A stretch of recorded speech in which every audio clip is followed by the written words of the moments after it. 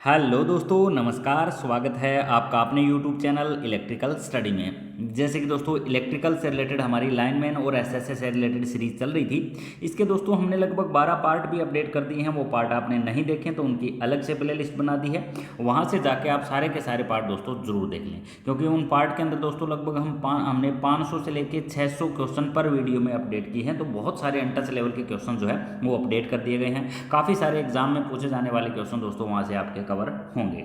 तो दोस्तों चैनल पर अगर नए आए हो तो चैनल को सब्सक्राइब जरूर कर लें, ताकि लेटेस्ट वीडियो की अपडेट आप तक पहुंचती रहे। और दोस्तों आपने हमारा अभी तक सिलेबस परचेज नहीं किया है तो इस व्हाट्सअप नंबर पे आप मैसेज करके जितना जल्दी हो ये सिलेबस ले लें, क्योंकि इस सिलेबस में दोस्तों हमने 12,000 प्लस क्वेश्चन अपडेट किए हैं। जो पिछले एग्जाम्स हुए थे उन एग्जाम्स को देखते हुए प्रीवियस ईयर जो 2018 के अंदर HPSSC लाइनमैन और SSA या दोस्तों टीमेट से रिलेटेड जो भी एग्जाम हुए थे टेक्निकल के, उनसे रिलेटेड जो भी क्वेश्चन दोस्तों बने हैं वो पूरे सिलेबस में डाल दिए गए हैं। इस सिलेबस का जो चार्ज लिया जा रहा है दोस्तों वो ओनली 150 लिया जा रहा है। इसके साथ ही दोस्तों आपका नंबर गारंटी ग्रुप में ऐड कर दिया जाता है, जिसमें रोजाना के रोजाना बेस्ट प्रिपरेशन MCQ क्वेश्चन बेचकर करवाई जाती है। तो दोस्तों वीडियो को लाइक जरूर कर दें। बिना टाइम बर्बाद किए शुरू कर लेते हैं आज के फर्स्ट क्वेश्चन से। आज का दोस्तों सबसे पहला क्वेश्चन है हमारा, हाइड्रोमीटर का प्रयोग सेल के मापने के लिए किया जाता है। यानी दोस्तों हाइड्रोमीटर सेल के नहीं, हम यहाँ पे बैटरी के लिए कहेंगे। ठीक है दोस्तों, हाइड्रोमीटर जो यूज किया जाता है वो किसके लिए प्रयोग किया जाता है, तो वो दोस्तों बैटरी के अपेक्षित घनत्व को मापने के लिए प्रयोग किया जाता है। ठीक है, अपेक्षित घनत्व को दोस्तों कहा जाता है स्पेसिफिक ग्रेविटी। दोस्तों स्पेसिफिक ग्रेविटी मापने के लिए है जो है ये यूज किया जाता है। ठीक है, दो प्रकार के क्वेश्चन दोस्तों यहाँ पे पूछा जाता है। सबसे पहला क्वेश्चन पूछा जाता है कि हाइड्रोमीटर किसे कहते हैं, तो हाइड्रोमीटर किसे कहा जाता है, जो अपेक्षित घनत्व को मापता है उसको कहा जाता है हाइड्रोमीटर, जिसको हम कहते हैं स्पेसिफिक ग्रेविटी। हाइड्रोमीटर कहाँ यूज किया जाता है, तो लेड एसिड बैटरी के अंदर जो H2SO4 तनुगंधक का अम्ल, जो सल्फ्यूरिक अम्ल जो इसमें मिला होता है, इसकी दोस्तों ये स्पेसिफिक ग्रेविटी जो है वो मापता है, तो इसलिए इसका यूज किया जाता है। इसके अंदर दोस्तों लगभग 1100 से लेके 1300 तक की रीडिंग जो है वो अंकित होती है। आपके घरों में अगर लेड एसिड बैटरी है तो उसका दोस्तों आप हाइड्रोमीटर के द्वारा जो है स्पेसिफिक ग्रेविटी माप के बैटरी बता सकते हो कि बैटरी कितनी चार्ज है। तो दोस्तों ये बैटरी चार्ज के लिए यूज किया जाता है कि बैटरी कितने प्रतिशत चार्ज है, ये चेक करने के लिए इसका यूज किया जाता है। जैसे कि दोस्तों हम देखें तो हाइड्रोमीटर इस टाइप का होता है। ठीक है, इसके अंदर दोस्तों रेड जो है ये है डेड, बैटरी डेड है। अगर ये हाइड्रोमीटर ये इसमें H2SO4 भरा हुआ है, ये जो चीज़ भरी हुई है ये H2SO4 कहते हैं। ठीक है, ये जब दोस्तों यहाँ तक होता है H2SO4 तो इसका मतलब है दोस्तों हमारी बैटरी क्या है, लो चार्ज है। अगर दोस्तों H2SO4 यहाँ तक है तो बैटरी क्या है, हमारी डेड है। अगर दोस्तों ग्रीन लाइन पर H2SO4 तक ग्रेविटी आती है तो इसका मतलब क्या है, बैटरी फुल चार्ज है। ठीक है, तो इस प्रकार से इसकी अलग अलग कंडीशन जो है हम चेक कर सकते हैं। लगभग दोस्तों 1270 ग्रेविटी अगर दिखाता है, इसको 1.27 भी बोल सकते हैं, कई बार 1.27 दिया होता है, इतनी ग्रेविटी दिखाता है तो हमारी बैटरी क्या है, फुल चार्ज है। क्या है, बैटरी फुल चार्ज है। ठीक है, तो लगभग 1150 के अराउंड अगर बैटरी दिखाती है तो उसका बोलते हैं हम हाफ चार्ज, उसको क्या बोलते हैं, हाफ चार्ज। ठीक है, और 1140 से नीचे अगर चला जाता है तो दोस्तों उसको बोल देते हैं हम डेड कंडीशन, यानी बैटरी क्या हो चुकी है, डेड हो चुकी है, उसको दोबारा से चार्ज हमें करना पड़ेगा या उसको दोबारा से उठाना पड़ेगा। ठीक है, जैसे कि इसमें दोस्तों हमारी अलग अलग लाइन जो है वो दिखाई हुई है। ठीक है, ये दोस्तों हमारी बैटरी है, ये इसमें एसिड है, ये दोस्तों प्लास्टिक इसकी पाइप लगी हुई है, इसमें दोस्तों ये एक और जो है बैटरी का हाइड्रोमीटर लगा होता है, ये दोस्तों रबड़ का होता है, जिसको हम पिचका के इसके अंदर से हाइड्रोमीटर उठाते हैं और जहाँ तक हमारा ठहरता है हाइड्रोमीटर वहाँ से हम देख के बता सकते हैं कि बैटरी हमारी कितने प्रतिशत चार्ज है, हाफ है, फुल है या दोस्तों डेड है। ठीक है, या लो है। इसके बीच में एक और ऑप्शन आ जाता है जिसको हम लो चार्ज कहते हैं। तो इस प्रकार से हम हाइड्रोमीटर से क्या ज्ञात करते हैं, बैटरी की स्पेसिफिक ग्रेविटी जो है माप करते हैं। तो हाइड्रोमीटर दोस्तों आपने देखा भी होगा, इस टाइप का हाइड्रोमीटर हमारा होता है। ठीक है, ये इसका बल्ब टाइप का वो होता है, इसको पिचका कर जो है हम तनुबंधक का जो H2SO4 होता है, जो हमारा सल्फ्यूरिक एसिड होता है, उसको दोस्तों हम उठाकर इस प्रकार से इसकी स्पेसिफिक ग्रेविटी जो है वो चेक कर लेते हैं। वैसे दोस्तों आजकल ये डिजिटल टाइप के भी जो हाइड्रोमीटर है वो भी दोस्तों मार्केट में आ चुके हैं। तो 1270 के प्लस बैटरी जो होती है वो हमारी फुल चार्ज बैटरी कहलाती है। बढ़ लेते हैं दोस्तों आज के हमारे नेक्स्ट क्वेश्चन की तरफ। नेक्स्ट जो क्वेश्चन दोस्तों दिया गया है वो लेड एसिड बैटरी में कौन सा फॉल्ट नहीं होता। दोस्तों यहाँ फॉल्ट से रिलेटेड क्वेश्चन पूछा गया है कि कौन से प्रकार का फॉल्ट जो है लेड एसिड बैटरी में नहीं होता है। तो ध्रुवीकरण की दोस्तों यहाँ पे बात की जाए, जिसको पोलराइजेशन कहते हैं, ये फॉल्ट जो है बैटरी के अंदर नहीं होता है। ठीक है, तो यहाँ से भी शानदार क्वेश्चन पूछे जाते हैं कि बैटरी के अंदर कितने प्रकार के फॉल्ट होते हैं। तो बैटरी की बात की जाए तो दोस्तों 3 प्रकार के फॉल्ट होते हैं। उसमें एक तो होता है बकलिंग। सबसे पहला कौन सा होता है? बकलिंग। प्लेटों का दोस्तों मुड़ जाना क्या कहलाता है? बकलिंग कहलाता है। प्लेटों का आपस में क्या हो जाना? मुड़ जाना। सल्फेशन क्या होता है? बैटरी की प्लेटों पर लेड सल्फेट की तह जम जाना है, उसको कहा जाता है सल्फेशन। और सेडिमेंटेशन क्या होता है? जो बैटरी की प्लेटें जो है टूट कर नीचे की तरफ गिरना, उसको कहा जाता है हमारा सेडिमेंटेशन। जो ध्रुवीकरण जो फॉल्ट होता है ना दोस्तों, ये सेलों के अंदर होता है, ना कि बैटरी के अंदर होता है। किसके अंदर होता है? ये सेलों के अंदर होता है। मोस्ट इंपॉर्टेंट क्वेश्चन यहाँ से भी उठाया जाता है। अब दोस्तों देख लेते हैं, ये फॉल्ट दोस्तों हर एक एग्जाम में इंपॉर्टेंट रहते हैं। ठीक है, जैसे कि सबसे पहला फॉल्ट हो जाता है हमारा हार्ड सल्फेशन। कौन सा हो जाता है? हार्ड सल्फेशन, जिसको हिंदी में कहा जाता है दृढ़ गंधकता। सेकंड जो है दोस्तों वो कहते हैं बकलिंग को। बकलिंग को कहा जाता है व्यांकुचन। क्या कहा जाता है? व्यांकुचन। और थर्ड जो फॉल्ट है दोस्तों उसको कहा जाता है पार्टियल शॉर्ट। इसको कहा जाता है आंशिक लघु पतन। ठीक है, जिसको हम कहते हैं सेडिमेंटेशन। क्या कहते हैं? सेडिमेंटेशन। ये दोस्तों हमारा सल्फेशन है, बकलिंग है, और ये हमारा हो जाता है सेडिमेंटेशन। अब इनके बारे में थोड़ा थोड़ा पढ़ना दोस्तों बहुत ज़्यादा जरूरी है। जो हमारा हार्ड सल्फेशन होता है, ये क्या होता है? इस स्थिति में जो हमारा जो ओवर चार्जिंग होती है या डिस्चार्जिंग होती है, तो इस कंडीशन के अंदर बैटरी जो अधिक लंबे समय तक रहती है, तो इलेक्ट्रोड पर सल्फेशन की तह जम जाती है। ठीक है, जो ये इलेक्ट्रोड है इसके चारों तरफ आपने देखा होगा कार्बन सा आ जाता है, जिसको हम कार्बन बोल देते हैं। तो ये सल्फेशन की तह जम जाती है। ठीक है, जिससे उच्च प्रतिरोध उत्पन्न हो जाता है, हाई रेजिस्टेंस पैदा हो जाता है, और हमें जितने वोल्टेज चाहिए और जितने इसको चार्ज करने चाहिए वो नहीं मिल पाते। ठीक है, तो इस प्रकार के फॉल्ट को हम कहते हैं सल्फेशन। ठीक है, निराकरण किसका कैसे है? इलाज कैसे करेंगे? ट्रिकल चार्जिंग द्वारा बैटरी को चार्ज करके दृढ़ गंधकता यानी हार्ड सल्फेशन दोष को दूर किया जा सकता है। ट्रिकल चार्जिंग होती है दोस्तों कम करंट चार्ज देकर। कम करंट चार्ज देकर जो बैटरी को चार्जिंग करते हैं उसको ट्रिकल चार्जिंग कहते हैं। एक दोस्तों बूस्टिंग चार्जिंग होती है। बूस्टिंग चार्जिंग होती है हमारी अधिक करंट देकर। अधिक करंट देकर अगर चार्ज कर रहे हो तो उसको कहते हैं बूस्टिंग चार्जिंग। बूस्ट कर रहा है किसी चीज़ को। ठीक है, तो ये हमारा हो जाता है सल्फेशन। नेक्स्ट जो है ये दोस्तों सल्फेशन की कुछ इमेजेस दिखाई गई है। जैसे ये हमारा होता है, ये कौन सा फॉल्ट कहेंगे? ये सल्फेशन फॉल्ट कहेंगे। नेक्स्ट जो है दोस्तों वो होता है हमारा बकलिंग। अब बकलिंग क्या होता है? ये हमारी प्लेटें हैं, लेड एसिड बैटरी की क्या है? प्लेटें हैं, सेल की प्लेटें हैं। इनके अंदर से दोस्तों ये जो प्लेटें आपस में मुड़ जाती है, यानी ओवर चार्जिंग और डिस्चार्जिंग। ओवर चार्जिंग कर रहे हो आप, डिस्चार्जिंग कर रहे हो, तो विद्युत अपघटन तथा ताप के कारण इलेक्ट्रोड्स का मुड़ जाना, यानी इलेक्ट्रोड्स को हम कहते हैं बैटरी की प्लेटें। ये जो बैटरी की प्लेटें मुड़ जाती है तो इनको कहा जाता है हमारा सल्फेशन। मुझे नहीं लगता इसके बाद आपको किसी भी प्रकार की दिक्कत आएगी। इसका निराकरण हम कैसे करेंगे? या तो कम दबाव देकर इस बैटरी की प्लेटों को सीधा किया जाए। ठीक है, ये बैटरी है, प्लेट है, तो इसको क्या किया जाए? सीधा किया जाए। या दोस्तों इन प्लेटों को बदल दिया जाए। दो प्रकार से निराकरण इसका हम कर सकते हैं। नेक्स्ट जो थर्ड नंबर का फॉल्ट जो आता है इसको कहते हैं दोस्तों हम सेडिमेंटेशन। ये नेम और ये दोस्तों दोनों ही प्रकार के एक ही नाम है, आंशिक लघु पतन या सेडिमेंटेशन। पत्तियों के गिरने से, यानी तो दोस्तों लेड एसिड बैटरी की जो प्लेटें होती है उनका आपस में टूटकर नीचे गिरना, तल सतह धनात्मक ऋणात्मक इलेक्ट्रोड का लघु पतन करके उन सेलों का आवेशन और निरावेशन दोनों के समय अति उष्मा उत्पन्न करते हैं। यानी दोस्तों बैटरी का प्लेटों का झड़ना एक टाइप से हम कहते हैं हमारा जो है सेडिमेंटेशन। तो इसको दोस्तों दूर करने के लिए इलेक्ट्रोलाइट को बदल दिया जाता है, और बहुत अधिक समय होने पर पुराने सेल को नए सेल, यानी पुराने सेल है तो उनको क्या कर देंगे? नए बदल देंगे, क्योंकि सेल टूट जाने के बाद हमारे कोई काम में नहीं होते। दोस्तों आप वीडियो को पूरा नहीं देखते तो बहुत बड़ा लॉस आपका हो रहा है। अगर आप HPSSC में लाइनमैन और SSA के दोस्तों एग्जाम दे रहे हो और आप वीडियो को पूरा नहीं देख रहे तो बहुत बड़ा आपका लॉस हो रहा है, क्योंकि वीडियो के अंदर बहुत सारे अनटच और बहुत सारे इंपॉर्टेंट क्वेश्चन लेवल जो है हम लेके आते हैं। तो वीडियो को कम से कम दोस्तों पूरा जरूर देखा करें। बढ़ लेते हैं दोस्तों आज के हमारे नेक्स्ट क्वेश्चन की तरफ। अगला जो क्वेश्चन दोस्तों लेड एसिड बैटरी से ही जुड़ा हुआ है कि लेड एसिड बैटरी में बकलिंग दोष का कारण है। यहाँ कारण पूछा गया है, तो कारण दोस्तों राइट ऑप्शन हमारा हो जाता है ऑप्शन सी, ओवर चार्जिंग और डिस्चार्जिंग करने से इस प्रकार का फॉल्ट होता है। आप ज़्यादा करंट देकर चार्ज कर रहे हैं और ज़्यादा करंट देकर ही बैटरी को डिस्चार्ज कर रहे हैं, तो इस प्रकार का जो फॉल्ट होता है उसको कहा जाता है हमारा बकलिंग।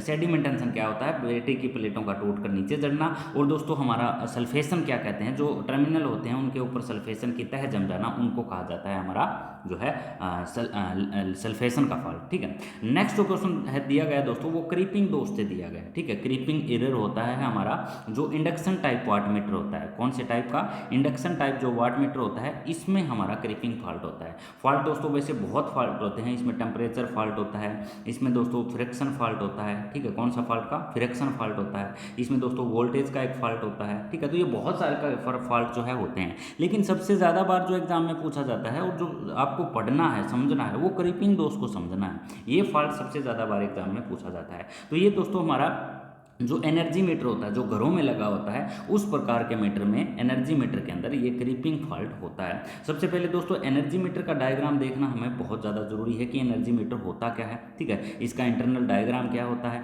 ये दोस्तों एनर्जी मीटर जो आजकल जो आते हैं ना एनर्जी मीटर, वो डिजिटल टाइप के आते हैं। जो घरों में एनर्जी मीटर लगते हैं वो डिजिटल टाइप के होते हैं, लेकिन पहले जो आते थे ना वो इंडक्शन टाइप के वाट मीटर होते थे। कौन से टाइप के, इंडक्शन टाइप के वाट मीटर। ठीक है, आजकल लेकिन वो नहीं आते हैं, लेकिन आते नहीं है तो एग्जाम में क्वेश्चन दोस्तों इंडक्शन टाइप वाट मीटर से ही पूछे जाते हैं। ठीक है, तो ये हमारा लगा हुआ है एक सेटेड रिंग, सॉरी ये दोस्तों हमारा है सीरीज मैग्नेट, ये दोस्तों इसको बोलते हैं हम शंट मैग्नेट। ऊपर वाले पार्ट को क्या बोलते हैं, शंट मैग्नेट।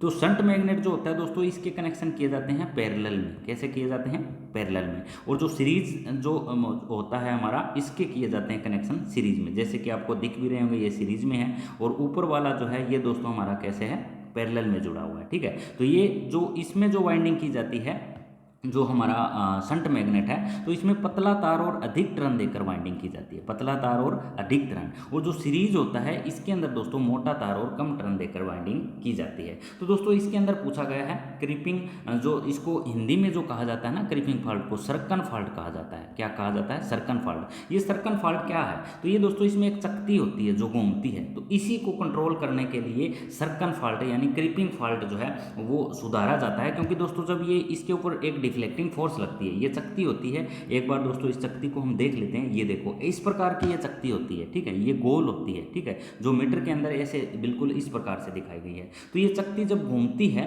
तो इसको रोकने के लिए जिस इंस्ट्रूमेंट का हम प्रयोग करते हैं, ठीक है, तो उसको हम कहेंगे जो है क्रीपिंग फॉल्ट। तो यहाँ से क्वेश्चन बहुत ज़्यादा बार पूछे जाते हैं एग्जाम में। इसमें दोस्तों हमारे शेडेड रिंग लगे होते हैं जो क्रीपिंग फॉल्ट को जो है अच्छा करता है, यानी उसको सुधारता है। ठीक है, तो इस प्रकार का दोस्तों मीटर का डायग्राम देखने से अच्छे से हमें समझ में आ जाता है कि क्रीपिंग फॉल्ट क्या होता है। क्रीपिंग फॉल्ट जो है वो अगर बार बार होता रहे तो जो हमारे मीटर का जो ये पॉइंटर है, ठीक है, ये कंट्रोल नहीं होगा और किसी भी प्रकार की किसी भी टाइम हमें रीडिंग जो है वो मिलती रहेगी। ठीक है, तो यहाँ पे दोस्तों 2 होल कर दिए जाते हैं क्रीपिंग फॉल्ट के अंदर। इन 2 होल के थ्रू ही इस डिस्क को कंट्रोल किया जाता है। तो इस प्रकार इसको कहा जाता है क्रीपिंग फॉल्ट। बढ़ लेते हैं दोस्तों नेक्स्ट क्वेश्चन की तरफ। नेक्स्ट जो क्वेश्चन दोस्तों दिया गया है वो फिलामेंट से रिलेटेड दिया गया है कि फिलामेंट आमतौर पर काम करता है। तो फिलामेंट किस पावर फैक्टर पर काम करता है, तो फिलामेंट दोस्तों एक प्रकार का रेजिस्टिव जो लोड होता है। फिलामेंट के अंदर क्या होता है, हाई रेजिस्टेंस होता है। इसको दोस्तों हम कॉइल नहीं कह सकते, कॉइल का रूप जरूर होता है लेकिन इसको हम कॉइल नहीं कह सकते।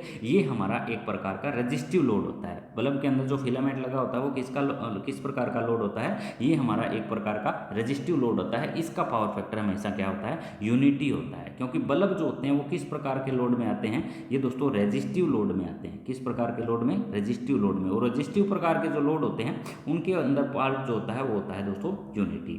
इसको भी थोड़ा सा हम समझ लेते हैं। तो इस प्रकार के जो लैंप होते हैं इनको दोस्तों हम क्या कहते हैं, इनकैंडिसेंट लैंप कहते हैं। क्या कहते हैं इनको, इनकैंडिसेंट लैंप के नाम से भी दोस्तों इनको जाना जाता है। ठीक है, विद्युत बल्ब को ताप दीप्ति लैंप या इनकैंडिसेंट लैंप के नाम से जाना जाता है। विद्युत बल्ब में जब धारा का प्रवाह होता है तो पहले गर्म होता है। जो फिलामेंट जो दोस्तों लगा होता है वो पहले क्या होता है, गर्म होता है और उसके बाद प्रकाश उत्पन्न होता है। यानी जो गर्म होकर प्रकाश देगा तो ये किस प्रकार के सिद्धांत पर ये काम करता है, तो दोस्तों ये हीटिंग इफेक्ट पर सिद्धांत पर काम करता है। इस प्रकार गर्म होकर प्रकाश उत्पन्न की प्रक्रिया ताप दीप्ति कहलाती है।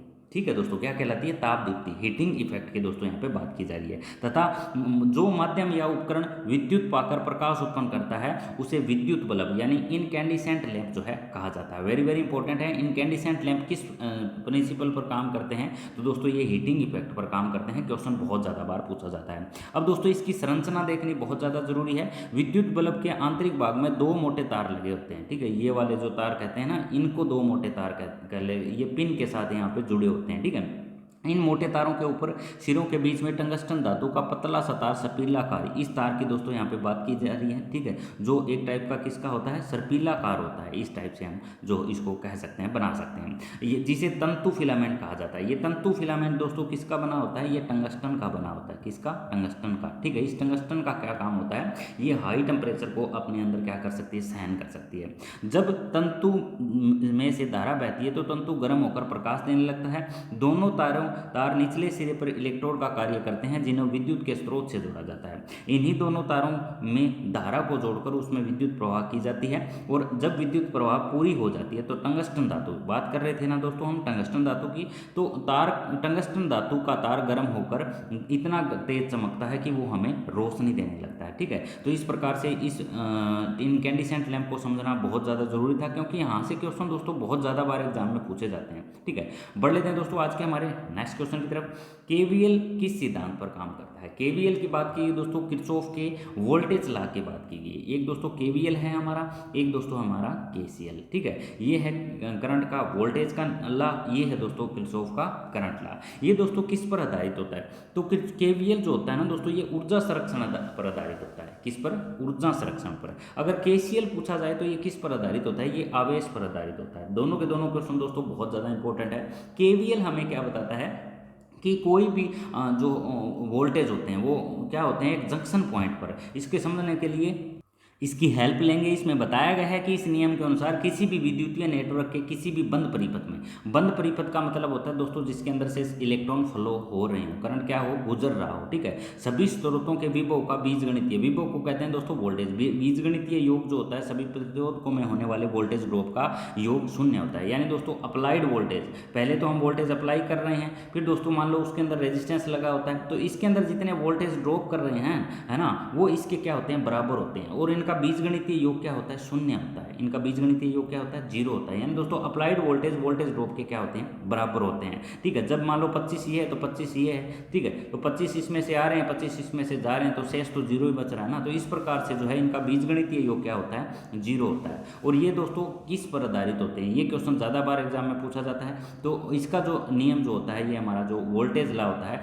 ये दोस्तों हमारा होता है ऊर्जा संरक्षण पर आधारित, ठीक है। किस पर आधारित होता है? ऊर्जा संरक्षण। बहुत ज़्यादा बार क्वेश्चन इससे रिलेटेड पूछा जाता है।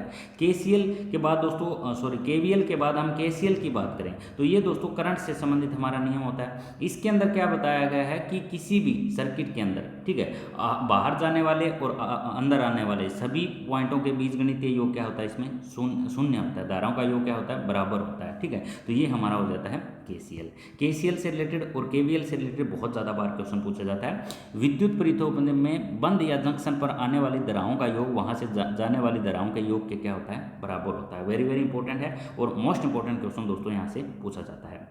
इस नियम का किरचॉफ का धारा नियम, करंट लॉ कहते हैं। यह नियम आवेश के संरक्षण पर। अगर दोस्तों केसीएल पूछा जाए तो आवेश पर और केवीएल पूछा जाए तो हमारा ऊर्जा संरक्षण पर आधारित है। ये दोनों क्वेश्चन बहुत ज़्यादा इंपॉर्टेंट है।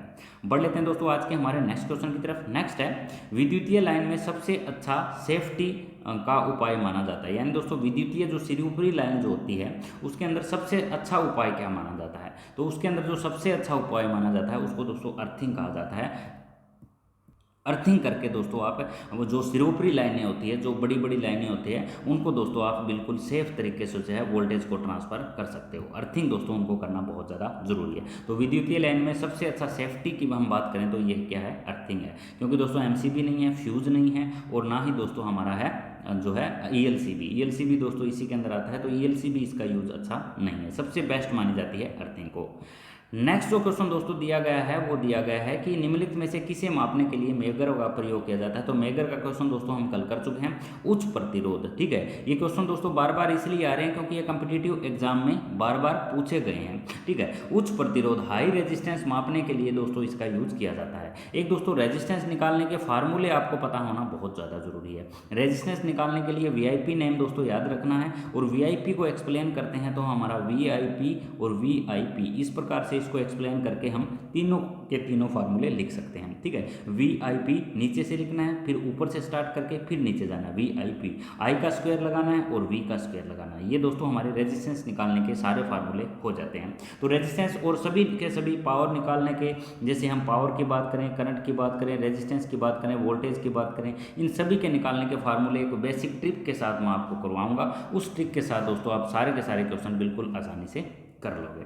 नेक्स्ट क्वेश्चन दिया गया है कि एक साइकिल में कितनी इलेक्ट्रिकल डिग्रीज होती है। तो एक साइकिल की दोस्तों बात की जाए तो एक कंप्लीट साइकिल के अंदर कितनी इलेक्ट्रिकल डिग्री होती है, तो 360 डिग्री होती है। एक कंप्लीट साइकिल के अंदर कितनी डिग्री होती है इलेक्ट्रिकल, 360। क्योंकि दोस्तों ये लाइन किसकी है, 180 की, और ये किसकी है, 180 की। इन दोनों को मिला देते हैं तो हमारी टोटल हो जाती है 360 डिग्री। अगर दोस्तों 3 फेज के अंदर ये क्वेश्चन पूछा जाए कि 3 फेज के अंदर कितनी इलेक्ट्रिकल डिग्रियाँ होती है और कॉइलों को कितनी इलेक्ट्रिकल डिग्रियों पर जो है वो रखा जाता है, तो 120 डिग्री पर सभी कॉइलों को रखा जाता है। अगर क्वेश्चन पूछा जाए सिंगल फेज में कितनी इलेक्ट्रिकल डिग्री पे रखा जाता है दो कॉइलों को, तो 90 डिग्री पर रखा जाता है। ठीक है, ये हमारा मान लो रनिंग वाइंडिंग है, ये हमारी है स्टार्टिंग वाइंडिंग। तो इस प्रकार सिंगल फेज पे रखा जाता है, इस प्रकार हमारा डबल फेज के अंदर, सॉरी 3 फेज के अंदर रखा जाता है। बहुत ही मोस्ट इंपॉर्टेंट क्वेश्चन है जो बार बार एग्जाम में पूछा जाता है।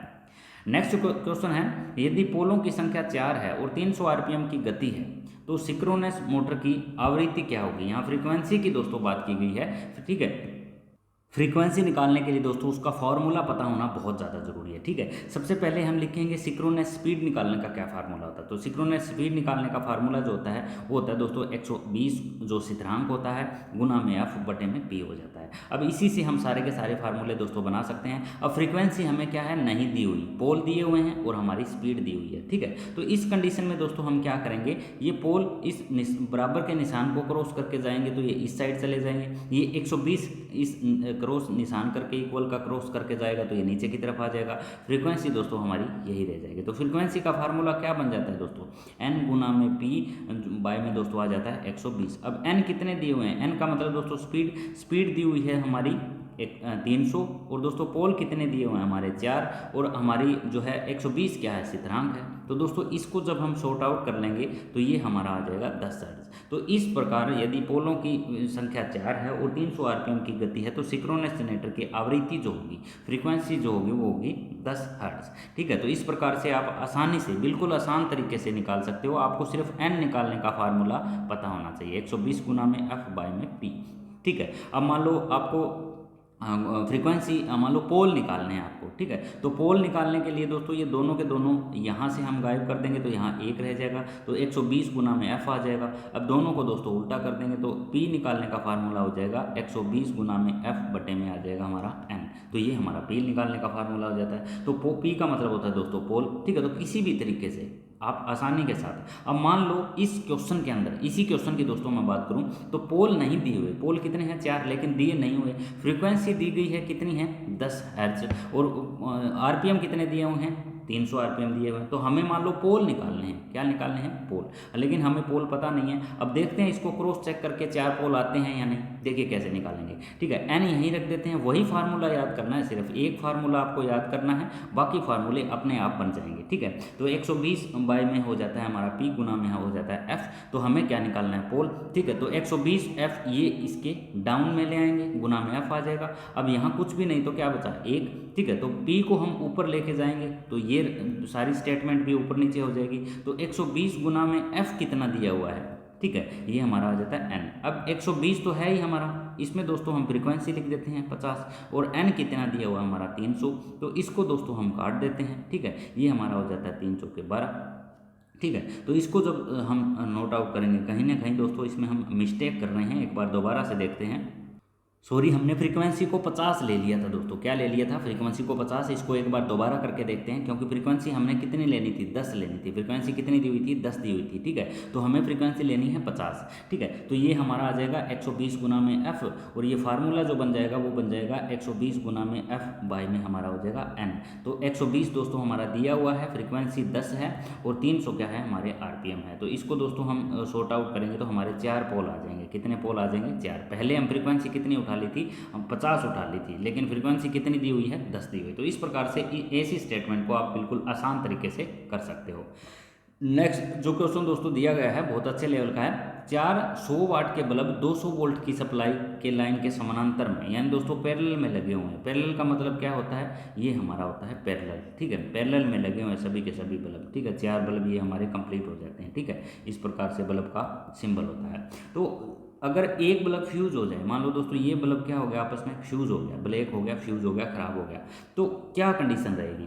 शेष 3 बल्ब रोशनी देंगे, शेष डिम रोशनी देंगे, सब बंद हो जाएंगे, केवल एक रोशनी देगा। एक बल्ब दोस्तों खराब हो जाता है किस कंडीशन में? अगर सभी लैंप किस में जुड़े हुए हैं? पैरेलल में जुड़े हुए हैं, तो बाकी तीनों के तीनों लैंप रोशनी देंगे। अगर ये कंडीशन सीरीज में की जाए, अब सीरीज में कैसे जोड़ेंगे? ऐसे इनको हम ऐसे, अगर ये लैंप सीरीज में हमारे जुड़े हुए हैं, ठीक है, अगर इनमें से एक खराब हो जाता है तो अगर बाकी तीनों लैंप क्या कंडीशन देंगे? तो केवल जो है ये लैंप अगर खराब हो जाता है तो तीनों के तीनों लैंप क्या हो जाएंगे? बंद हो जाएंगे। तो इसका राइट ऑप्शन हमारा सी हो जाता है सीरीज के कंडीशन में। पैरेलल में पूछा जाए तो इसका हमारा हो जाता है शेष 3 बल्ब रोशनी देंगे। ए।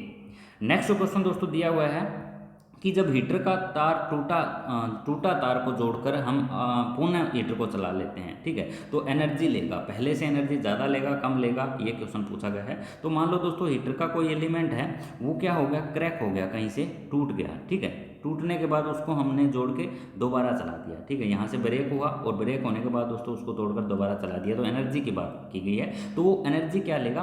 ज़्यादा एनर्जी लेगा। क्या लेगा? ज़्यादा एनर्जी लेगा। आपने बार बार देखा होगा कि जितने बार हीटर का एलिमेंट टूटता है तो वो एक टाइम ऐसा आता है कि एनर्जी ज़्यादा लेने के कारण ज़्यादा हीटिंग हमें देने लगता है। ज़्यादा हीटिंग देने के कारण वो एक बार में बिल्कुल ख़राब हो जाता है, पूरा का पूरा जल जाता है, ठीक है। तो इस प्रकार जो है एनर्जी मीटर के जब टूट जाता है उसका बार, तो उसका रेजिस्टेंस कम हो जाता है। क्या कम हो जाता है? उसका रेजिस्टेंस कम हो जाता है, और रेजिस्टेंस कम होने के कारण उसमें इलेक्ट्रॉन ज़्यादा फ्लो होते हैं, उसके अंदर इलेक्ट्रॉन ज़्यादा फ्लो होते हैं। फिर वो तार क्या होता है? बार बार टूटता है। एक बार टूटने के बाद हीटर का एलिमेंट जो होता है वो बार बार टूटता है। ये दोस्तों किसका बनाया जाता है? तो ये नाइक्रोम और यूरेका धातु का बनाया जाता है। ये क्वेश्चन भी बहुत ज़्यादा बार एग्जाम में पूछा जाता है।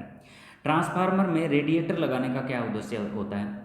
तो ट्रांसफार्मर की रेडिएटर यानी दोस्तों जो पाइप लगी होती है, मान लो दोस्तों ये हमारा ट्रांसफार्मर है, ठीक है, इसके चारों तरफ जो पाइप लगी हुई होती है, इनकी बात की गई है कि इनका यूज जो है क्या होता है, ठीक है। तो इनका यूज होता है दोस्तों ऑयल को ठंडा रखना। जो ऑयल का लेवल होता है उसको क्या रखना? बिल्कुल ठंडा रखना, ठीक है। आपने देखा होगा ट्रांसफार्मर के अंदर इस प्रकार से जो है ट्यूब लगी होती है चारों तरफ, ठीक है। ये ट्यूब क्या होती है? जब ट्रांसफार्मर का ऑयल जो होता है वो गर्म होता है, ठीक है, ट्रांसफार्मर का ऑयल क्या होता है? गर्म होता है, तो ये ऊपर उठता रहता है। जब इसके अंदर ट्रांसफार्मर ऑयल के अंदर जो ऑयल हीट होता है, गर्म होता है, तो ये ऊपर उठता रहता है। ऊपर से होकर दोस्तों ये नीचे की तरफ चलता है, और इस पाइप के थ्रू ठंडा होकर ये ट्रांसफार्मर की तली में चला जाता है, नीचे की तरफ चला जाता है, ठीक है। तो ये ट्रांसफार्मर की जो कूलिंग ट्यूब होती है, ये ट्रांसफार्मर के ऑयल को क्या करती है? ठंडा करती है, ठीक है। ना कि ट्रांसफार्मर टैंक को ठंडा रखती है, ना कि दोस्तों कंजर्वेटर को ड्रम को ठंडा रखती है, और किसी भी ना वाइंडिंग को ठंडा कर रखती है। ये सिर्फ किसका काम करती है? ये सिर्फ ऑयल को ठंडा रखती है। तो बहुत इंटरेस्टिंग लेवल का क्वेश्चन था, यहाँ से भी बहुत ज़्यादा बार एग्जाम में क्वेश्चन पूछा जाता है, ठीक है। ये जैसे इसमें लगा हुआ है, बहुत सारे आपको ट्रांसफार्मर मिल जाएंगे, ठीक है, जिसके अंदर जो है कूलिंग पाइप आपको बिल्कुल साफ दिखाई दे जाएगी, ठीक है। तो ये देखिए दोस्तों ऐसे हीट को ये डिस्कशन करती रहती है, ठीक है। इसको बोलते हैं रेडिएटर ट्यूब। बढ़ लेते हैं दोस्तों आज के हमारे नेक्स्ट क्वेश्चन की तरफ। नेक्स्ट जो क्वेश्चन दिया गया है, 3 फेज मोटर में 3 कॉइल के कितने टर्मिनल होते हैं? तो 3 फेज के अंदर दोस्तों 3 कॉइल है, और पर कॉइल के कितने टर्मिनल होते हैं? 2 टर्मिनल होते हैं। तो 3 फेज के अंदर 3 कॉइलों के कितने टर्मिनल हो जाएंगे? तो 6 टर्मिनल हो जाएंगे। 3 फेज मोटर में 3 कॉइलों के कितने टर्मिनल होते हैं? तो केवल 6 टर्मिनल होते हैं। सिंगल फेज के अंदर 2 कॉइलों के कितने टर्मिनल होते हैं? तो 4 टर्मिनल होते हैं। 2 RW के यानी रनिंग वाइंडिंग के, 2 SWG के यानी स्टार्टिंग वाइंडिंग के। वाट मीटर सर्किट के जोड़ा जाता है। वाट मीटर के अंदर दोस्तों 2 कॉइलें होती है। एक तो कॉइलें होते हैं CC को बोला जाता है दोस्तों करंट कॉइल, ठीक है। एक कॉइल होती है दोस्तों पीसी, पीसी को बोला जाता है दोस्तों प्रेशर कॉइल। करंट कॉइल मोटा तार देकर कम टर्न देकर बनाई जाती है। जो सीसी जो पीसी जो होती है ये पोटेंशियल कॉइल होती है, ये पतला तार अधिक टर्न देकर बनाई जाती है। इसको हम देख भी लेते हैं दोस्तों। ये जो दिखाया गया है दोस्तों, ये जो है हमारा वाट मीटर का डायग्राम है। किसका? वाट मीटर का, ठीक है। इसके अंदर दोस्तों ये जो कॉइल होती है, जो पतला तार देकर जो मोटा तार कम टर्न देकर जो बनाई हुई है, ये हमारी सीसी है। ये जो है दोस्तों ये हमारी पीसी है, जो पतला तार अधिक टर्न देकर बनाई जाती है। जो वाट मीटर होता है दोस्तों, इसमें एम, एल, सी, वी इतने टर्मिनल होते हैं दोस्तों, ठीक है। तो एम और जो सी होते हैं उनको आपस में मिला दिया जाता है। ये दोस्तों आगे लोड के लिए ले ली जाती है, और वी जो होता है उसको दोस्तों नीचे लोड के साथ जोड़ दिया जाता है, क्योंकि एम के अंदर और दोस्तों इसके अंदर सप्लाई दी जाती है, वी के अंदर और एम के अंदर। ये दोस्तों आगे लोड के लिए हम ले लेते हैं, और जो है ये जो है आगे लोड की तरफ चली जाती है। तो इस प्रकार से इसके कनेक्शन होते हैं, ठीक है। आपने वाट मीटर के दोस्तों बहुत सारे डायग्राम देखे होंगे, जैसे ये एक डायग्राम हो जाता है वाट मीटर की बात की जाए तो, ठीक है। ये दोस्तों हमारे डिजिटल वाट मीटर आ जाते हैं, जो डिजिट के अंदर हमें रीडिंग देते हैं, ठीक है। तो बहुत सारे वाट मीटर आते हैं। ये देखिए दोस्तों, इसका इंटरनल डायग्राम जो दिखाया गया है, अभी अभी हमने देखा था ना, एम था, ठीक है। और कौन कौन से टर्मिनल थे हमारे? एक था हमारा सी, एक था दोस्तों हमारा एल, एक था वी। एल जो होता है दो लोड के लिए होता है दोस्तों, एम और सी को हम आपस में मिला देते हैं, ये आगे चला जाता है, और वी एल से दोस्तों हम नीचे न्यूट्रल इसके अंदर दे देते हैं। तो इस प्रकार से ये जो पॉइंट मिले होते हैं दोस्तों, ये हमारे एम और सी है, ठीक है। ये जो दोस्तों जुड़ा हुआ है, ये हमारा जुड़ा हुआ है जो है एम वाला पॉइंट, और ये दोस्तों आगे हम लोड के लिए ले लेते हैं। तो इस प्रकार दोस्तों इसके हमारे कनेक्शन हो जाते हैं। नेक्स्ट क्वेश्चन है, 3 फेज एनर्जी मीटर में कितने टोटल टर्मिनल होते हैं? 3 फेज एनर्जी मीटर की दोस्तों बात की जाए तो इसको भी देखना बहुत ज़्यादा जरूरी है कि इसमें कितने टर्मिनल होते हैं। तो अक्सर ऐसा क्वेश्चन आता है ना, तो हम 6 टर्मिनल लगा के आ जाते हैं, जो हमारा गलत हो जाता है। जो 3 फेज एनर्जी मीटर होता है ना दोस्तों, एनर्जी को किस में मापते हैं? किलोवाट आवर में मापते हैं। ये हमारा 3 फेज एनर्जी मीटर है, ठीक है। इसके अंदर 8 तार टोटल होते हैं दोस्तों। 8 किस किस कौन कौन से होते हैं दोस्तों? एक तो होता है हमारा आर, वाई और बी, आर, वाई और बी। एक होता है दोस्तों न्यूट्रल, एक न्यूट्रल पॉइंट के अंदर देंगे और एक से लेंगे, तो ये टोटल मिला के हमारा हो जाते हैं आर, वाई, ब्लू, ठीक है। आर हमारा हो जाता है, वाई हमारा हो जाता है, ब्लू हो जाता है न्यूट्रल। ये 3 इनपुट के होते हैं और 3 ही दोस्तों आउटपुट के होते हैं। तो 4 और 4 मिलाकर हमारे टोटल 8 टर्मिनल हो जाते हैं। ये न्यूट्रल जो होता है दोस्तों, ये इसके अंदर डायरेक्ट होता है, इसके अंदर कोई भी इस प्रकार का नहीं लगा होता है। ये क्या होता है? डायरेक्ट होता है, डायरेक्ट लोड के अंदर जाता है, ठीक है। ये जो लगा होता है इसको बोलते हैं हम ICTP, iron clad triple pole. इसको क्या बोलते हैं? Iron clad triple pole. 4 pole का कोई नहीं आता दोस्तों, ये हमारा क्या होता है? डायरेक्ट होता है। तो इस प्रकार से इसको हम कनेक्शन कर लेते हैं। नेक्स्ट क्वेश्चन दोस्तों दिखाया गया है, सीलिंग फैन विपरीत दिशा में घूम रहा है तो किसके कनेक्शन बदलने होंगे? सीलिंग फैन दोस्तों हमारा होता है घरों का फैन, जो छत का पंखे का होता है। अगर वो उल्टा घूम रहा है तो उसमें हम कैपेसिटर के पॉइंट क्या कर देंगे? बदल देंगे, ठीक है। देखिए कैसे होते हैं ये कनेक्शन। ये तो दोस्तों हमारी स्टार्टिंग वाइंडिंग होती है, ये जो होती है दोस्तों हमारी रनिंग वाइंडिंग मान लेते हैं। तो इसके अंदर जो जुड़ा होता है वो हमारा कैपेसिटर जुड़ा होता है। कैपेसिटर के 2 पॉइंट होते हैं, एक इसमें जोड़ देते हैं, एक इसमें जोड़ देते हैं। इन दोनों को इकट्ठा करके और कैपेसिटर के एक पॉइंट में सप्लाई यहाँ दे देते हैं और एक यहाँ, यानी दोस्तों फेज और न्यूट्रल यहाँ दे देते हैं। अब अगर पंखा उल्टा घूम रहा है तो ये यहाँ से हटा के किसको दे देंगे? इसके अंदर सप्लाई दे देंगे। तो हमारा फैन क्या हो जाएगा? क्लॉकवाइज घूमना शुरू कर देगा। तो इस प्रकार से इसके कनेक्शन होते हैं। नेक्स्ट जो है दोस्तों एम्पेयर मीटर में होता है। तो एम्पेयर मीटर की दोस्तों बात की जाए तो इसके अंदर मोटा तार और कम टर्न होता है। मोटा तार और क्या होता है? कम टर्न होता है। एम्पेयर मीटर की बात करें तो इसमें राइट ऑप्शन हो जाता है हमारा सी, मोटा तार कम टर्न।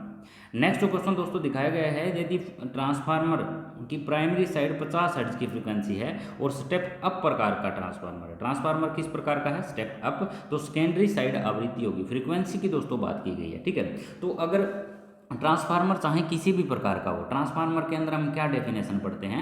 जो सिर्फ किसको अप और डाउन करता है? वोल्टेज और अप डाउन करता है। जो किसको अप और डाउन करता है? करंट को अप और डाउन करता है। लेकिन पावर को और फ्रीक्वेंसी को ट्रांसफार्मर कभी भी चेंज नहीं करता है। तो फ्रीक्वेंसी 50 है तो आउटसाइड भी फ्रीक्वेंसी कितनी रहेगी? 50 ही रहेगी। जो बिना फ्रीक्वेंसी बदले वोल्टेज को अप और डाउन करता है तो उस प्रकार के इंस्ट्रूमेंट को ट्रांसफार्मर कहते हैं। सबसे पहले फ्रीक्वेंसी की ही हम कंडीशन लगाते हैं कि फ्रीक्वेंसी बिना बदले, ठीक है, फ्रीक्वेंसी नहीं बदलता। अब वोल्टेज अगर बढ़ रहे हैं तो करंट क्या होगा दोस्तों? कम होगा, ठीक है। अगर कम करंट हो रहा है तो वोल्टेज क्या होंगे? बढ़ेंगे, ठीक है। तो ये करंट को कम ज़्यादा कर सकता है, वोल्टेज को कम ज़्यादा कर सकता है, ना तो ये पावर को बदल सकता है ना फ्रीक्वेंसी को बदल सकता है। तो बिना फ्रीक्वेंसी बदले वोल्टेज को जो अप और डाउन करता है उसको हम क्या कहते हैं दोस्तों? ट्रांसफार्मर कहते हैं। तो आउटसाइड भी फ्रीक्वेंसी कितनी रहेगी हमारी, 50 ही रहेगी। एक डीसी शंट मोटर ओवरलोड हो जाती है तो स्टार्टर के कौन से टर्मिनल आपस में शॉर्ट हो जाते हैं, ठीक है। स्टार्टर की दोस्तों बात की गई है तो स्टार्टर के जो एनवीसी के पॉइंट जो होते हैं ना वो शॉर्ट हो जाते हैं। किसके पॉइंट, एनवीसी के। एनवीसी का पूरा नाम नो वोल्ट कॉइल होता है, ओएलसी का पूरा नाम होता है ओवरलोड कॉइल, ठीक है। इसको थोड़ा सा हम डायग्राम की हेल्प से देख भी लेते हैं कि कैसे शॉर्ट करता है। देखिए दोस्तों, ये तो होती है हमारी एनवीसी। एनवीसी होती है पतला तार और अधिक टर्न। ये हर वीडियो में मैं इसलिए बताता हूँ क्योंकि दोस्तों ये बार बार क्वेश्चन करने से याद हो जाते हैं और ये मोस्ट इंपॉर्टेंट क्वेश्चन है, ठीक है। ये जो होती है दोस्तों ये हमारी होती है ओएलसी। ओएलसी होता है दोस्तों मोटा तार और कम टर्न देकर, मोटा तार और कम टर्न देकर। जब दोस्तों मोटर ओवरलोड होती है तो इसके अंदर सबसे पहले मैग्नेट बनता है, ओएलसी के अंदर मैग्नेट बनता है। ये ओएलसी इस लीवर को ऊपर की तरफ खींच लेता है, किसकी तरफ, ऊपर की तरफ। और ये जो दो पॉइंट आ रहे हैं दोस्तों, ये वाले दो पॉइंट ये एनवीसी से आ रहे हैं। एनवीसी के आ रहे हैं तो ये दोनों पॉइंट क्या हो जाते हैं, शॉर्ट हो जाते हैं। किसके कारण, क्योंकि इसमें लीवर ने इसको क्या उठा लिया, ऊपर उठा लिया, ठीक है। तो ये जो पॉइंट होता है ये इसको क्या कर देता है, शॉर्ट कर देता है। शॉर्ट करने के कारण एनवीसी का करंट क्या हो जाता है, जीरो हो जाता है। क्योंकि दोस्तों कोई भी सर्किट हो, कोई भी इंस्ट्रूमेंट चल रहा हो, अगर उसके अंदर शॉर्ट सर्किट हो गया तो उसके अंदर एक टाइम के लिए बहुत ज़्यादा करंट गुजरेगा और एक टाइम के बाद उसमें करंट शून्य हो जाएगा। जब इसके अंदर दोस्तों करंट शून्य हो जाएगा तो ये हैंडल को क्या कर देगा, ऑफ ऑन पोजीशन से ऑफ पोजीशन पर पहुंचा देगा, क्योंकि ये मैग्नेट बनाना बंद कर देगा और हैंडल को क्या कर देगा, छोड़ देगा, ठीक है। तो इस प्रकार से इसका पूरा वर्किंग सिस्टम हमारा होता है। मैंने बहुत सारी वीडियो के अंदर दोस्तों ये जो है स्टार्टर के बारे में समझाया हुआ है, क्योंकि स्टार्टर से रिलेटेड दोस्तों आपको क्वेश्चन एग्जाम में पूछे ही जाने हैं। बढ़ लेते हैं दोस्तों नेक्स्ट क्वेश्चन की तरफ। नेक्स्ट जो क्वेश्चन दिखाया गया है, इनमें से कौन सी मोटर सबसे कम आवाज़ करती है। आवाज़ से रिलेटेड क्वेश्चन पूछा गया है तो सबसे कम जो आवाज़ करती है वो हिस्टैरिसीस मोटर करती है। कौन सी मोटर, हिस्टैरिसीस। इसको थोड़ा सा दोस्तों हम समझ भी लेते हैं, हिस्टैरिसीस मोटर क्या है। तो hysteresis motor single phase motor की कैटेगरी में आती है, ठीक है। स्पेशल मोटर के अंतर्गत आती है। यह मोटर बहुत ही शांत गति से, यानी दोस्तों पता ही नहीं चलता कि चल रही है या बंद है, यानी बिना शोर किए, किसी भी प्रकार का बिना शोर किए जो चलने वाली मोटर है होती है उसको दोस्तों हम हिस्टैरिसीस मोटर कहते हैं। हिस्टैरिसीस मोटर को चलाने के लिए उस मोटर में उपस्थित लगातार घूर्णन करने वाला चुंबकीय फ्लक्स जरूरी है, ठीक है, जिम्मेदार होता है, जिसको कहते हैं हम RMF, रोटेटिंग मैग्नेटिक फील्ड, ठीक है। इसमें दो प्रकार की वाइंडिंग होती है। एक स्प्लिट फेज ऑपरेशन के सिद्धांत के आधार पर यह कार्य करती है। यह दो वाइंडिंग मोटर के प्रारंभ के समय, मोटर के चलने के समय भी सतत रूप से सप्लाई से, मतलब दोस्तों ये दोनों को दोनों वाइंडिंग क्या होती है, सप्लाई के साथ जुड़ी ही रहती है, ठीक है। तो इन मोटर का दोस्तों यूज कहाँ किया जाता है वो पूछा जाता है बहुत ज़्यादा बार, ठीक है। क्योंकि ना तो हिस्टैरिसीस मोटर का दोस्तों प्रिंसिपल आपसे पूछा जाएगा, ना दोस्तों इसका कोई और यूज पूछा जाएगा। इसका पूछा जाएगा कि ये यूज कहाँ किया जाता है, ठीक है। तो इसके यूज की दोस्तों बात की जाए तो जहाँ शांत जो चीज़ें होती हैं वहाँ यूज करते हैं, ठीक है। जैसे कि इस मोटर का उपयोग विद्युत घड़ियों में भी किया जाता है। यह घड़ियाँ वह होती है जो सेकंड वाली सुई लगातार घूमती है। अब आपने देखा होगा कई घड़ियों के अंदर सेकंड वाली सुई ऐसे लगातार घूमती रहती है, तो उनके अंदर किस प्रकार की मोटर यूज की जाती है, तो उसके अंदर की जाती है हिस्टैरिसीस मोटर, ठीक है।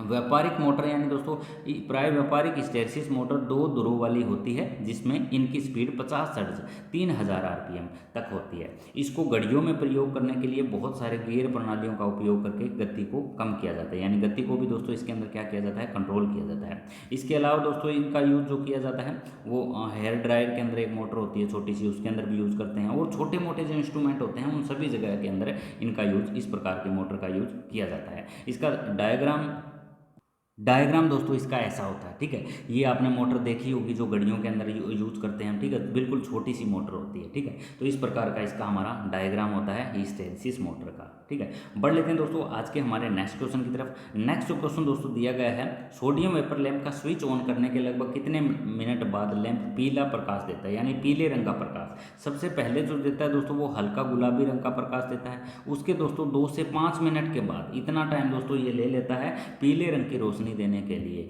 और कंप्लीट दोस्तों स्टार्ट होने के होते होते इसको 15 मिनट का टाइम लग जाता है। किसको, सोडियम वेपर लैंप। इसके बारे में दोस्तों पढ़ना बहुत ज़्यादा जरूरी है। इसकी दक्षता 110 ल्यूमन प्रति वाट होती है। सोडियम लैंप का उपयोग गलियों, ये यूजेज बहुत ज़्यादा पूछे जाते हैं। क्वेश्चन पूछ लिया जाएगा चौराहों पर किस प्रकार के लैंप यूज किया जाता है, या कोहरे में किस प्रकार का लैंप यूज किया जाता है, या रेलवे के अंदर किस प्रकार के लैंप यूज किए जाते हैं, तो यहाँ होते हैं सोडियम वेपर लैंप। इनका पीला रंग हाँ जो है वो कोहरे को आसानी से भेज सकता है, यानी पीला रंग कोहरे को क्या कर सकता है, आसानी से भेज सकता है। इस कारण यहाँ इसका यूज किया जाता है। इसका जीवन काल 6000 घंटे होता है। यह लैंप 2 से 5 मिनट में पूर्ण रोशनी देगा।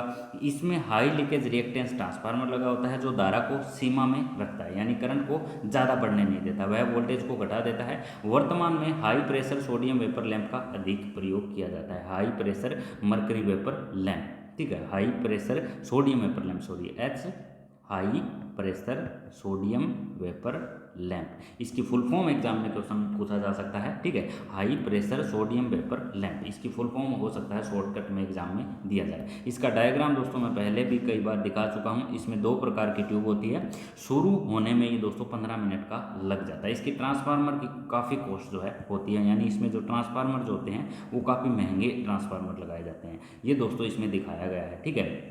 ये जो कैपेसिटर दोस्तों यहाँ पे लगा हुआ ना, ये पावर फैक्टर को इंप्रूव करने के लिए लगाया जाता है। यू आकार की दोस्तों 2 ट्यूब होती है, इन 2 ट्यूब के बीच के स्थान में से हवा निकालकर उसको वैक्यूम बना दिया जाता है, और जो अंदर वाली ट्यूब होती है उसमें कुछ सोडियम के दाने और कुछ नियोन गैस भरी जाती है, ठीक है। तो यहाँ से क्वेश्चन हम पहले भी बहुत बार कर चुके हैं। बढ़ लेते हैं नेक्स्ट क्वेश्चन की तरफ। नेक्स्ट क्वेश्चन दोस्तों दिखाया गया है, कॉपर लॉस अधिक परिवर्तन होता है जब कॉपर लॉस का क्या है दोस्तों, ये लोड के साथ डिपेंड होते हैं, ठीक है। लोड जैसे जैसे बढ़ता करता है वैसे वैसे ये हमारे बढ़ते घटते रहते हैं, तो लोड के साथ क्या होता रहता है, ये परिवर्तित होते रहते हैं। नेक्स्ट क्वेश्चन दोस्तों दिखाया गया है कि मोटर स्टैंपिंग में मटेरियल प्रयोग किया जाता है, तो मोटर स्टैंपिंग के अंदर सिलिकॉन स्टील के मटेरियल का यूज किया जाता है। तो इस प्रकार की सिलिकॉन स्टील की दोस्तों पत्तियां होती है, इनको आपस में जो है छोटा छोटा करके बारीक करके इनको आपस में वार्निश के थ्रू इंसुलेटेड करके जो है स्टैंप कर दिया जाता है, ठीक है। आपने इंसुलेटेड पत्तियां बहुत देखी होंगी, ठीक है। इसमें और भी बहुत सारी पत्तियां मिल जाएगी, जैसे ये ट्रांसफार्मर की पत्तियों को आपस में जोड़कर बनाया जाता है, ठीक है। ये ट्रांसफार्मर की इस प्रकार की पत्तियाँ होती है जो ई प्रकार की होती है और आई प्रकार की होती है। तो इन पत्तियों को हमने बचपन में बहुत इनसे खेले भी होगी, तो इस प्रकार की पत्तियाँ ये हमारी होती है।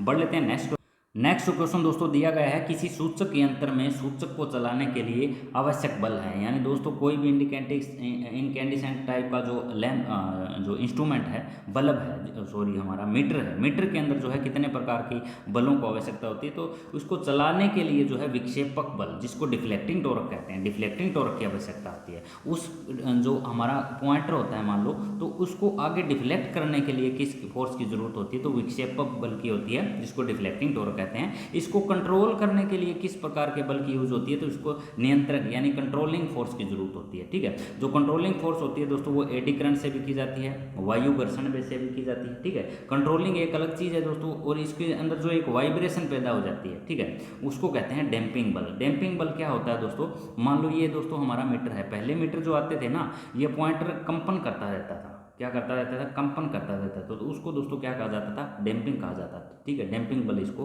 कहा जाता था। तो इसके अंदर भी दोस्तों हम देखें तो इस स्प्रिंग को यानी दोस्तों पॉइंटर को कैसे कंट्रोल किया जाता है, तो इसको कई बार ग्रेविटी कंट्रोल से भी करते हैं। ग्रेविटी के अंदर क्या करते हैं दोस्तों, जो ये पीछे का भाग होता है इसके ऊपर यहाँ एक भार लगा देते हैं, ठीक है। तो जैसे ही ये मीटर सप्लाई से हट जाता है तो ये किस कंडीशन पे पहुंच जाता है, 0 से पहुंच जाता है। कई बार दोस्तों यहाँ पे मीटर के अंदर क्या लगा देते हैं, स्प्रिंग लगा देते हैं, तो ये स्प्रिंग की फोर्स से क्या पहुंच जाता है, ये 0 पर पहुंच जाता है, तो उसको दोस्तों हम बोल देते हैं स्प्रिंग कंट्रोल, ठीक है। कई बार दोस्तों इसके अंदर कुछ ठोस जो है इसके पॉइंटर के नीचे ठोस पदार्थ भर दिया जाता है, ठीक है, तो उसके कारण भी ये 0 पर पहुंच जाता है, ठीक है। तो इस प्रकार से इनकी जो है डिफ्लेक्टिंग और जो हमारा कंट्रोलिंग टॉर्क होता है, 2 प्रकार का टॉर्क इसमें हमारा होता है।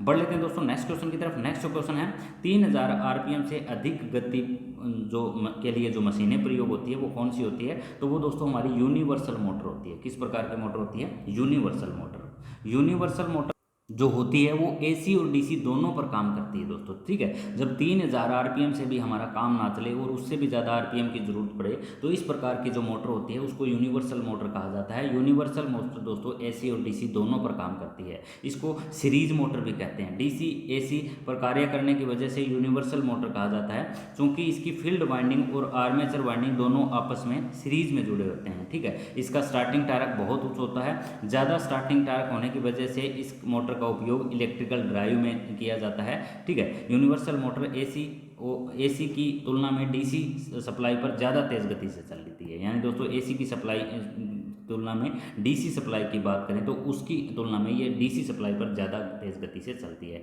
तो अगर क्वेश्चन पूछा जाए कि एसी और डीसी दोनों गति पर कौन सी मोटर कार्य करती है, तो यूनिवर्सल मोटर कार्य करती है। तो इसके अंदर दोस्तों कम्यूटेटर, जब डीसी सप्लाई की बात आ जाती है तो कम्यूटेटर तो लगा ही होता है, स्टेटर वाइंडिंग, रोटर शाफ्ट और स्टेटर कोर, इतने प्रकार के पार्ट दोस्तों इसके हमारे हो जाते हैं। एसी और डीसी दोनों पर ये काम करती है। सीरीज मोटर भी दोस्तों इसको कहा जाता है, जब हाई लोड की स्टार्टिंग टॉर्क की जरूरत होती है और 3000 आरपीएम से अधिक स्पीड की हमें ज़रूरत होती है, तो इस प्रकार की मोटर का यूज किया जाता है। तो ये थे दोस्तों आज के हमारे शानदार और मोस्ट इंपॉर्टेंट क्वेश्चन। वीडियो को दोस्तों आपने अभी तक लाइक नहीं किया तो लाइक ज़रूर कर दें, और चैनल पर दोस्तों नए आए हो तो चैनल को सब्सक्राइब भी ज़रूर कर लें। अभी तक आपने हमारा सिलेबस परचेज नहीं किया है तो दोस्तों नंबर दे दिया गया है, उस नंबर पर जितना जल्दी हो सिलेबस लेके स्टडी करना शुरू कर दें। बेस्ट प्रिपरेशन के लिए दोस्तों हमारे गारंटी ग्रुप व्हाट्सएप जो ग्रुप चल रहा है उसको ज्वाइन कर लें। मिलते हैं दोस्तों जल्द नेक्स्ट वीडियो में, तब तक दोस्तों नमस्कार, जय हिंद, जय भारत।